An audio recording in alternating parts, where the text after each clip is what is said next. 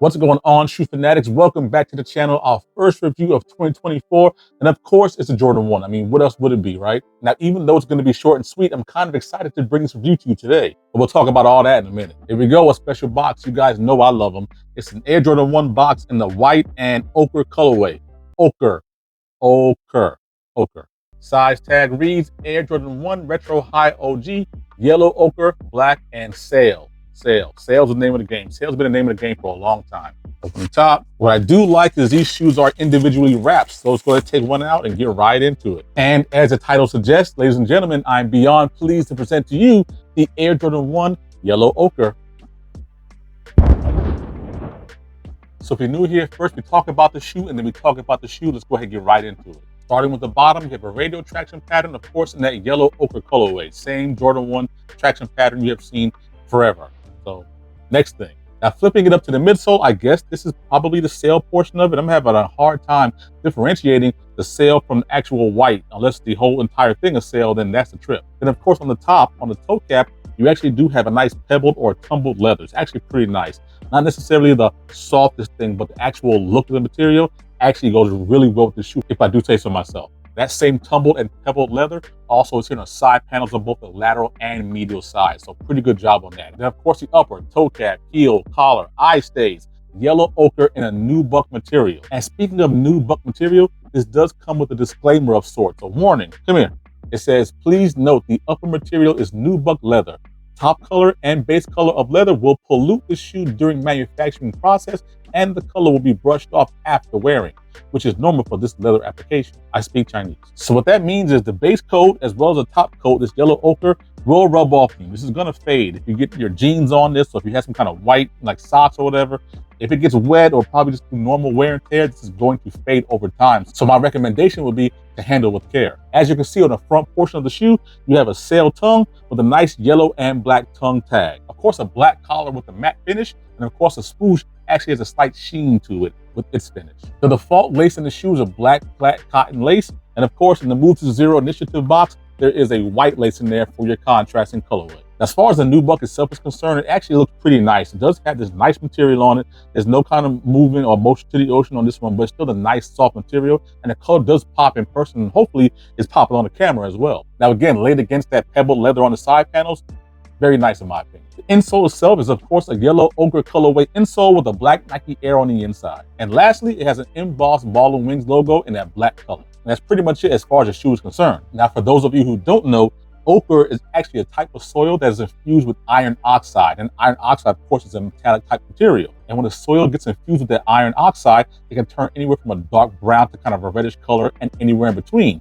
But the most common, of course, is this yellow ochre color. And of course, Jordan Brand and their infinite wisdom decided to use that particular color as the basis for this shoe. Another fun fact, the actual word ochre is derived from the Greek language, which means pale yellow. So there you go. So what I want to do right now is give everyone the opportunity to soak the color in, because that's been the biggest enigma since the shoe came out. So many people were confused about what the actual color would ultimately look like in hand and on foot. Between early photos and press photos, the hue of the shoe kind of vary wildly depending on lighting. So as such, myself and Mr. Unloved Ones, we put together some photos to give you guys some contrast between this particular shoe and existing Jordan 1 colorways. As an example, by far the biggest request that we've gotten is how the color compares to the Air Jordan 1 Rookie of the Year. Now I get it, on camera right now, these shoes look nothing alike. Why would you compare these two particular shoes? I'm going to tweak the settings just a little bit, and you guys can see with the right lighting and with the right color grading, these shoes can look a little more similar than what you think.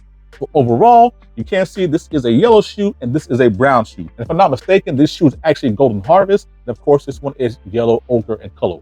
Furthermore, here's the pollen and the yellow ochre. If I'm not mistaken, the actual color code of this one is pollen again. So pollen, yellow ochre. Now these are a lot closer than the Rookie of the Year shoe. Not to mention the Air Jordan 1 and the recently released Taxi colorway. Again, close colorways, but you can see the yellow ochre actually looks a little bit darker, a little bit less vibrant than what's on the Taxi. And as you can see, for one little last pop of color, you have the Volt Gold. And I believe this is actually University Gold compared to the yellow ochre. Again, different shades of yellow. I went ahead and put together all these shoes so you can see how the different yellows actually mesh. And of course, these two are probably brown, most likely. Of course, again, you have the Rookie of the Years, and I went ahead and added the heirlooms for good measure. But as you can see, This kind of contrasting of the shades really gives you an idea of how deep the actual yellow hue is within the Nike and Jordan brand lineup. And what I'm really curious about is how the yellow ochre of the best hand in the game pack looks. If I'm not mistaken, it's supposed to be the same color as these ochres that just came out.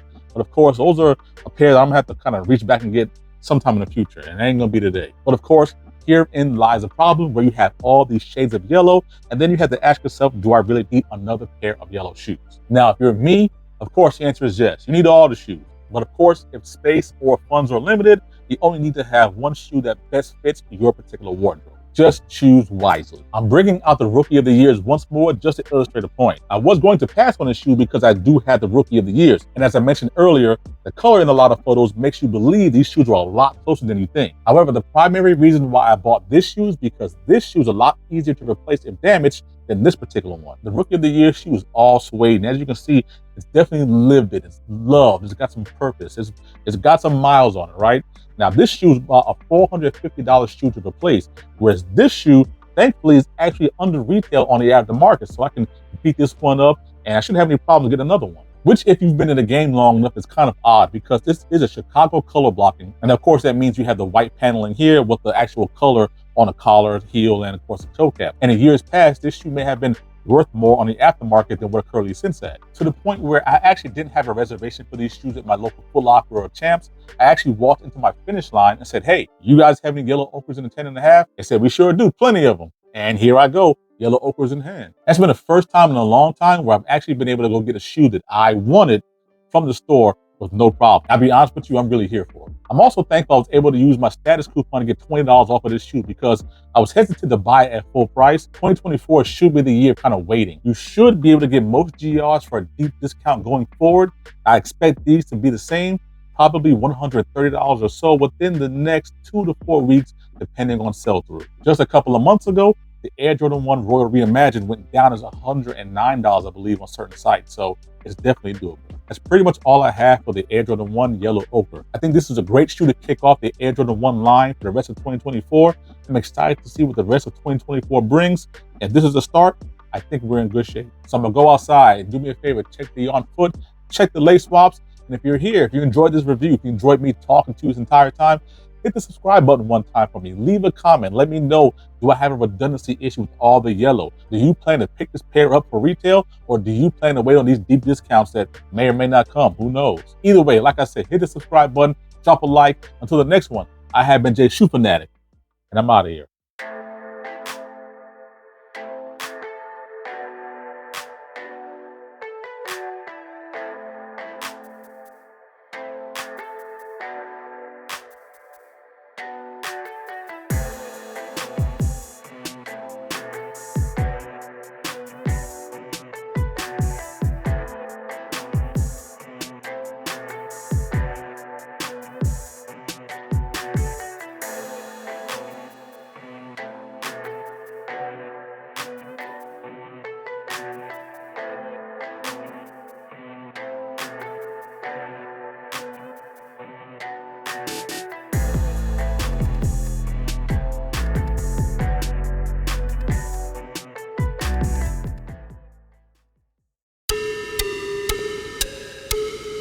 That's yellow.